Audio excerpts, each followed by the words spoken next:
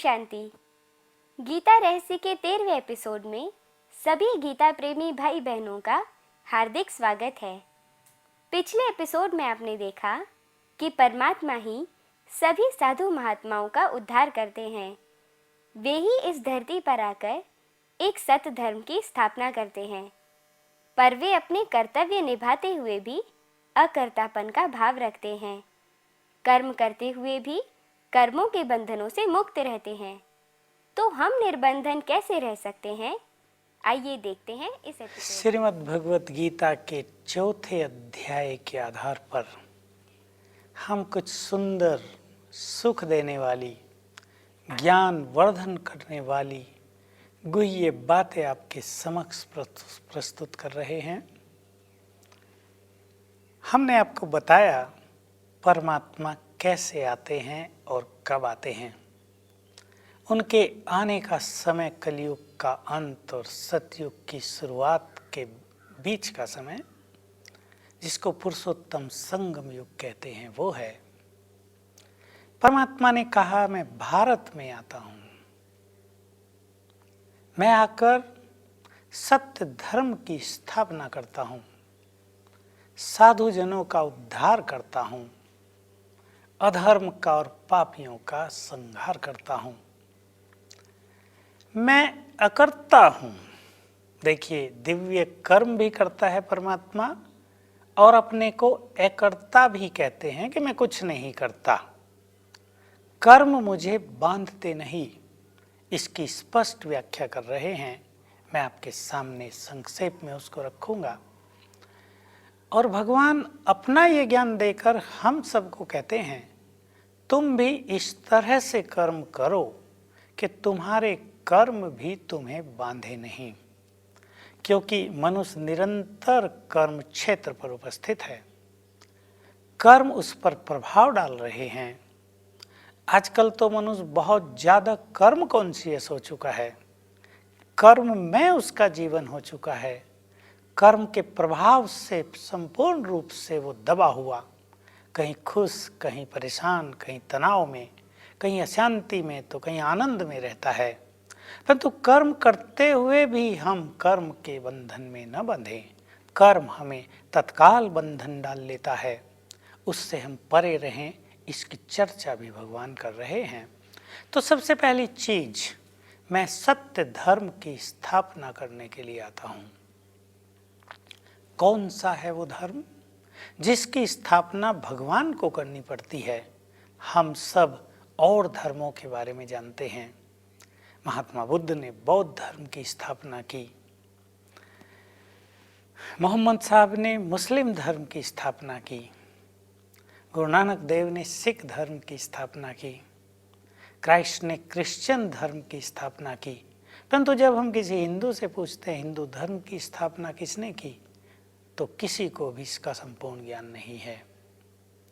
क्यों?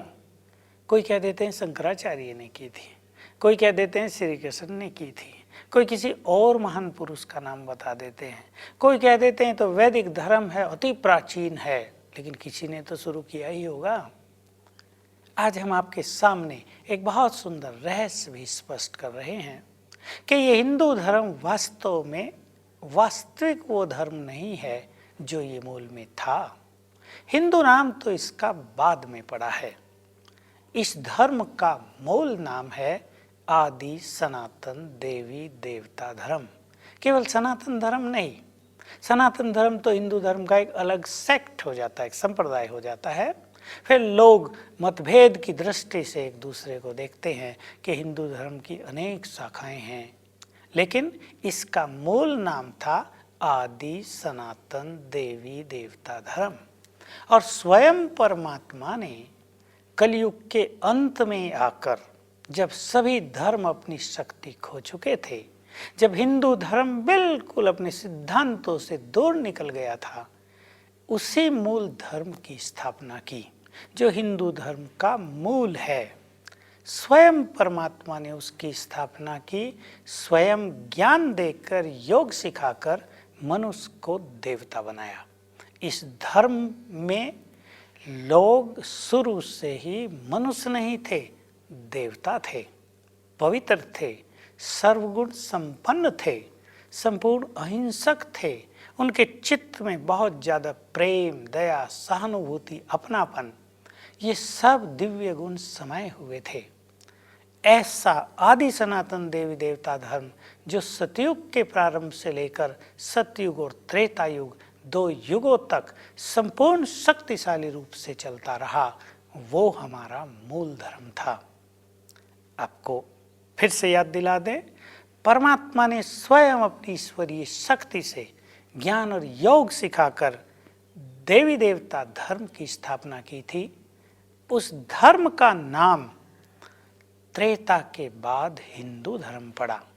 जब देवताओं ने अपना देवत्व खो दिया, जब देवताओं की प्रारब्ध पूर्ण हो गई, वो वाममार्ग में चले गए, मनोविकारों ने उनके चित्त में धीरे धीरे प्रवेश कर लिया था, वो देवता से मनुष्य बन गए, उनका नाम भी पड़ गया हिंदू। और इस धर्म को कहने लगे हिंदू धर्म, जिसमें कहीं कहीं परमात्मा की पूजा, विष्णु की पूजा, फिर देवी देवताओं की पूजा, फिर शक्तियों की पूजा, इस तरह भक्ति काल चलता आया है। द्वापर युग के बाद जब उस मूल धर्म का पतन हो गया तो अनेक धर्म इस सृष्टि पर आए। उससे पहले केवल एक ही धर्म था, उसी धर्म के सत्ताधारी राजाओं का राज समस्त विश्व में होता था। ऐसा शक्तिशाली है हमारा आदि सनातन देवी देवता धर्म। तो उसी धर्म की स्थापना फिर से करने के लिए भगवान आते हैं। धर्म की स्थापना करने आता हूँ, इसका अर्थ ये नहीं हो सकता कि मैं धर्म को पुनः जागृत कर देता हूँ, लोगों को धर्म के मार्ग पर चलना सिखा देता हूँ, क्योंकि संसार में अनेक धर्म होते हैं। सभी धर्म परमात्मा की उस बात को मानकर धर्म के आचरण पर आ जाएं, ये संभव नहीं होता। इसलिए बाकी धर्मों का जो धर्म नहीं अधर्म हो जाते हैं, उनका वो संहार करा देते हैं, उनका महाविनाश करा देते हैं। और उसमें जो बहुत पापी जन होते हैं, जो मनोविकारों से त्रस्त रहते हैं, जिनके जीवन में विकारों के सिवाय और कुछ नहीं रहता, वो सब नष्ट हो जाते हैं। और इस धरातल पर, इस श्रेष्ठ भूमि पर पुनः देवताओं का आगमन हो जाता है, उनका वास हो जाता है। ये है पुनः सत्य आदि सनातन देवी देवता धर्म की स्थापना करना और बाकी सभी अधर्मों का संहार करा देना।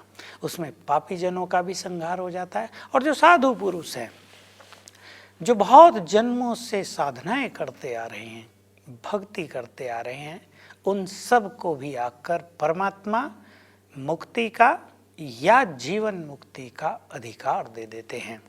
ये है परमात्मा का दिव्य कर्तव्य, जो इतने सुंदर और अलौकिक ढंग से चलता है कि उसे सहज रूप से साधारण बुद्धि के द्वारा न जाना जा सकता, न इन चर्म चक्षुओं के द्वारा देखा जा सकता।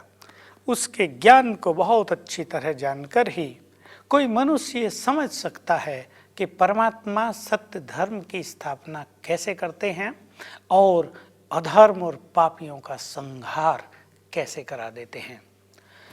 उनके जन्म दिव्य हैं, कर्म दिव्य और अलौकिक हैं। अब जन्म की बात हम कर चुके हैं, कर्म की बात पर आ जाते हैं। भगवान ने स्वयं कह दिया, मेरे कर्म मुझे बांधते नहीं हैं। यद्यपि मैं कर्म करता हूँ तो भी अकर्ता रहता हूँ। देख लीजिए कैसे संभव है, कर्म करते हुए भी अकर्ता रहना। बहुत डीप फिलोसॉफी की बात है। जो कर्म करेगा वो तो कर रहा है ना, उसमें अकर्ता का भाव हो सकता है, पर वो कर्म करने वाला तो वही व्यक्ति है ना, वही आत्मा है ना। हम आत्मा इस शरीर के द्वारा कर्म करते हैं, परंतु हम भी इस प्रैक्टिस को कर सकते हैं, करते हैं कि कर्म करते हुए भी अकर्तापन के भान में रहना। अर्थात मैं सब कुछ करता हूँ पर मुझे ऐसी फीलिंग्स रहें, ऐसी अनुभूति रहें कि मानो मैं कुछ भी नहीं करता हूँ। ये कैसे हो सकता है? 2 तरीके हैं इसके। एक तो है मनुष्य कर्म अनासक्त भाव से करे, उसमें उसकी अपनी कुछ आसक्तियां या स्वार्थ न हो, कुछ पाने की इच्छा न हो। भगवान जब संसार को बदलते हैं, भगवान जब मनुष्य आत्माओं को ज्ञान देते हैं, तो वो उन्हें पावन बना देते हैं, संसार पर स्वर्ग रच देते हैं। इसलिए उनको उससे कुछ प्राप्ति होने का प्रश्न ही नहीं है। वो तो संपूर्ण निष्काम भाव से, दातापन के भाव से अपने दिव्य कर्म करते हैं। इसलिए उनके कर्म उसको बांधते नहीं हैं। मनुष्य जब कर्म करता है तो उसको फल की इच्छा रहती है। वो किसी लक्ष्य को लेकर, किसी उद्देश्य के लिए ही कर्म करता है, तो उसके कर्म भी उसे बांधते हैं, कर्मों का परिणाम भी उसको बांधने लगता है। परंतु परमात्मा कर्म के और कर्म के परिणाम दोनों के प्रभाव से परे रहता है, क्योंकि परिणाम स्वर्ग की रचना है, उसका वो उपभोग नहीं करता। वो अपने बच्चों को, देवताओं को स्वर्ग का राजभाग देकर स्वयं ब्रह्मलोक में लौट जाता है। दूसरी विधि है कर्म से अलिप्त रहने की, वो हम सब के लिए भी है, और परमात्मा भी उसी कारण से कर्मों के बंधन से मुक्त रहता है। कर्म करते हुए भी अकर्ता रहता है, और वो ये है कि हम इस फीलिंग से कर्म करें कि मैं आत्मा यहाँ बैठकर, ब्रेन के मध्य में बैठकर इन कर्मेंद्रियों के द्वारा कर्म करा रही हूँ। मैं आत्मा इन आँखों के द्वारा देख रही हूँ। मैं आत्मा इस मुख के द्वारा बोल रही हूँ। इस फीलिंग में यदि हम रहते हैं तो हमारे कर्म अनासक्त भाव ले लेते हैं और वो हमें बांधते नहीं, अर्थात हम पर प्रभाव नहीं डालते। तो कर्म करते हुए भी हमें ऐसा प्रतीत होगा कि मानो हम कुछ भी नहीं कर रहे हैं, और कर्म में संपूर्ण सफलता और कुशलता का आभास भी होता रहेगा। क्योंकि कर्म का जब हम पर प्रभाव पड़ता रहता है, अच्छा या बुरा, सुख या दुख का, नेगेटिव और पॉजिटिव, तो हमारी आंतरिक शक्तियाँ भी उसमें कहीं यूज होती रहती हैं, कहीं नष्ट होती रहती हैं। परंतु यदि हम अकर्तापन की फीलिंग में रहते हैं तो हमारी आंतरिक शक्तियों में वृद्धि होती है। परमात्मा ने इन्हीं श्लोकों में कर्म अकर्म की बात बहुत की है। 3 भागों में बांटा जाता है कर्म को, अकर्म, सुकर्म और विकर्म। पूरे चक्र में, सृष्टि चक्र को ध्यान में रखते हुए हम इन 3 तरह के कर्मों की व्याख्या करें। सत्ययुग और त्रेता युग में जब मनुष्य देव स्वरूप में रहता है तब उसके कर्म अकर्म कहलाते हैं, क्योंकि वो किसी भी प्राप्ति के लिए कर्म नहीं करता। देवताओं को किसी प्राप्ति की न आवश्यकता है न कामना है, वो संपन्न हैं, भरपूर हैं, तृप्त हैं। उनके कर्म अकर्म हैं। मनुष्य जब कर्म करता है तो कर्म के पीछे भावना भी होती है, इच्छा भी होती है, और कर्म 2 भागों में विभक्त हो जाते हैं, श्रेष्ठ कर्म और पाप कर्म, सुकर्म और विकर्म। द्वापर युग जैसे ही प्रारंभ होता है तो मनुष्य सुकर्म बहुत करता है, पाप कर्म बहुत कम। ऐसा कहें 95% अच्छे कर्म, केवल 5% पाप कर्म, कहीं कहीं उससे भी कम।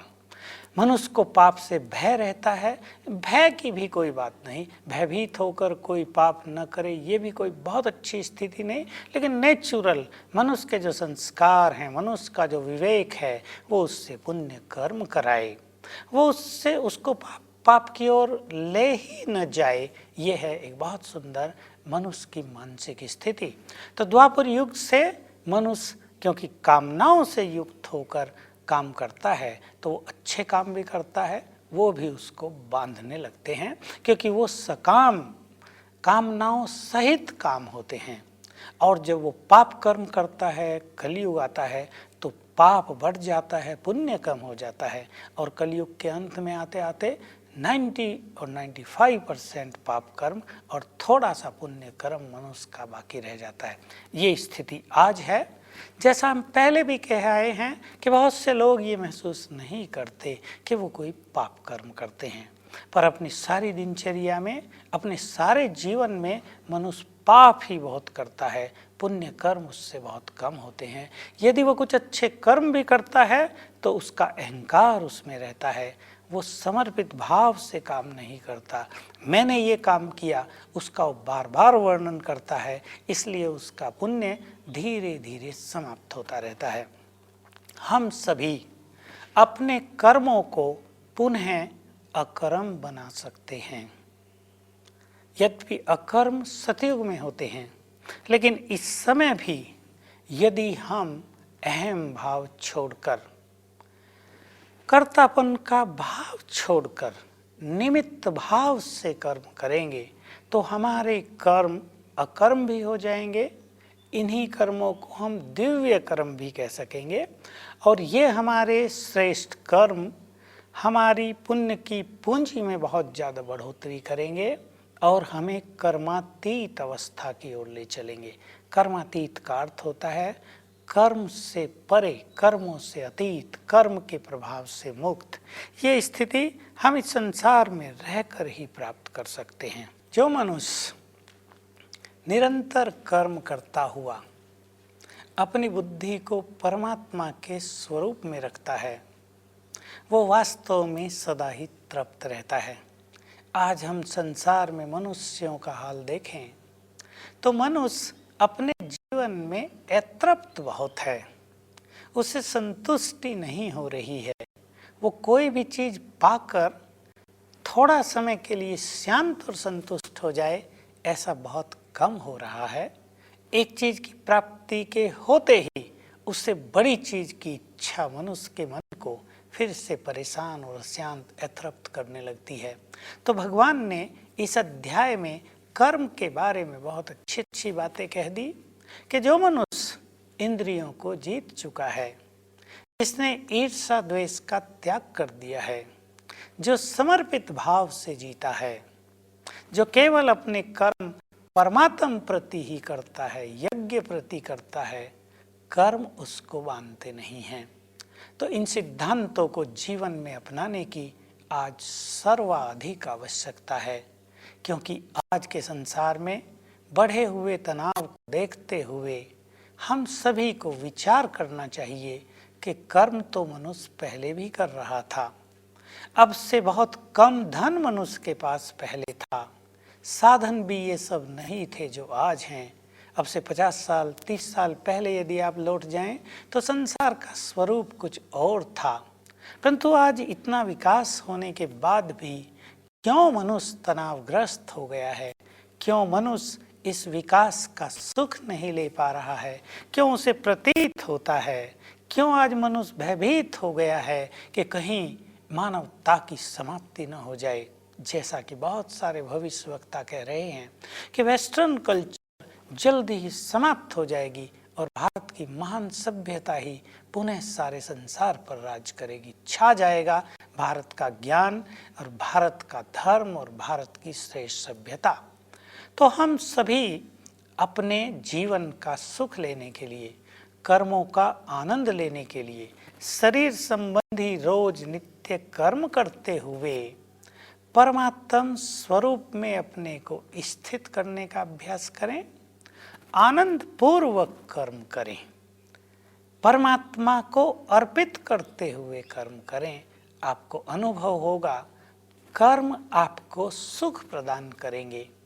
कर्म चाहे कैसा भी हो, कर्म को और उसके परिणाम को दोनों को ही हमें प्रभु अर्पित कर देना चाहिए। सभी इस बात का अपने जीवन में अभ्यास करें। ये बहुत सिंपल सी साधना है कि जब हम कर्म कर रहे हों तो संकल्प कर लें ये परमात्म अर्थ है। जब उसका परिणाम हमारे सामने आए तो फिर से हम संकल्प करें कि जैसा भी इसका परिणाम हुआ है प्रभु अर्पण है। तो आप देखेंगे कर्म आपको बांधेंगे नहीं, आपको एक बहुत अलौकिक अजीब सी शांति और एक अनुपम सुख का आभास होता रहेगा। रोज अपनी देह के लिए कर्म करते भी हमें ये याद रखना चाहिए कि वास्तविक सत्ता तो मैं हूँ, आत्मा हूँ। ये शरीर तो मैंने लिया है, इसको स्नान कराते हुए, इसका श्रृंगार करते हुए, इसको भोजन खिलाते हुए, पानी पिलाते हुए हम ये याद रखें कि वास्तव में मैं तो चेतन आत्मा हूँ। मैं इस शरीर को भोजन खिला रही हूँ, मैं इस शरीर को पानी पिला रही हूँ, वास्तव में तो मैं आत्मा हूँ। ये सहज सी साधना, ये सिंपल सा अभ्यास हम सबको अलौकिक स्थिति की ओर ले चलेगा, पुण्य कर्म करने का बल प्रदान करेगा, विवेक प्रदान करेगा। हमारा विवेक इस तरह के अभ्यास से सद्विवेक बन जाएगा। हमें एक बहुत क्लियर भेद समझ में आ जाएगा, ये पाप है और ये पुण्य है। ऐसा नहीं होगा कि हम पाप को भी पुण्य और पुण्य को भी पाप में बदलते चलें, कर्म को अकर्म, कर्म को विकर्म बनाते चलें। हमें कर्म को अकर्म बनाना है, विकर्म नहीं। विकर्म मनुष्य के जीवन को दुर्गति की ओर ले चलते हैं, भारी करते हैं। वास्तव में आज का दुख और अशांति, आज बढ़ता हुआ तनाव पाप कर्मों की ही देन है। तो हम याद रखें, सुख चाहते हैं तो पुण्य कर्म करें, सच्ची शांति चाहते हैं तो अपने कर्मों को परमात्मा पर अर्पित करते चलें। कर्मों में दिव्यता चाहते हैं तो हम सभी इस स्मृति में स्थित होकर कर्म करें कि मैं आत्मा इस शरीर द्वारा कर्म करा रही हूँ और ये कर्म परमात्मा के लिए है। तो हमारे कर्म दूसरों के लिए प्रेरणा बन जाएंगे, हमारे कर्म परमात्मा जैसे हो जाएंगे और हमें ऐसा नहीं लगेगा कि हम परमात्मा से कोई बहुत दूर हैं, अपने को हम उसके अति समीप अनुभव करेंगे। चाहते हैं ना आप सभी ऐसा ही करना? ओम तो आपने शांति। देखा कि केवल परमात्मा ही एक सत्य धर्म की स्थापना कर सकते हैं। वे ही हमें सत्कर्म करने का मार्ग बताते हैं। तो क्यों ना हम अपने आप को सत्कर्म के रास्ते पर ले चलें और इस दुनिया को स्वर्ग बनाने में अपना योगदान दें। अगर आपके मन में कोई प्रश्न अथवा सुझाव हो तो हमें ज़रूर लिख भेजिए। हमारा पता है Om Shanti video channel, Shantivan, Taleti, Abu road, pin code number 307510। हमारा फ़ोन नंबर है 09414423866। हमें इजाज़त दीजिए। नमस्ते।